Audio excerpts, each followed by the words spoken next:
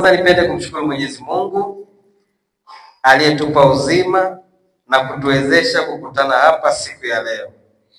Aidha, nimshukuru sana mkuu wa chuo na bodi nzima ya chuo kwa ujumla kwa kuweza kuniona mimi kama kijana na kunialika pamoja na kunipa heshima hii ya kuwa mgeni rasmi siku hii ya leo.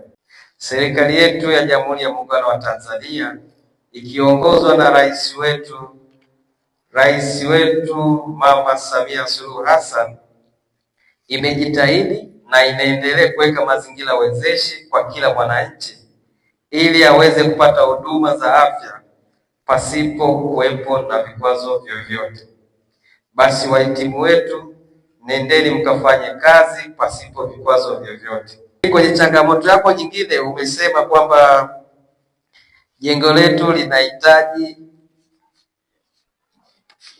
maboresho au ujenzi wetu uendelee.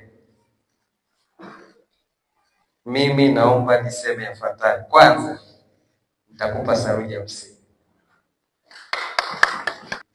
Mimi nitakuongezea nondo 20.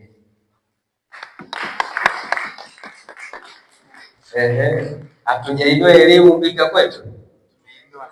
Tuanze na hivi. Tukifikia level fulani tujue tunafanyaje.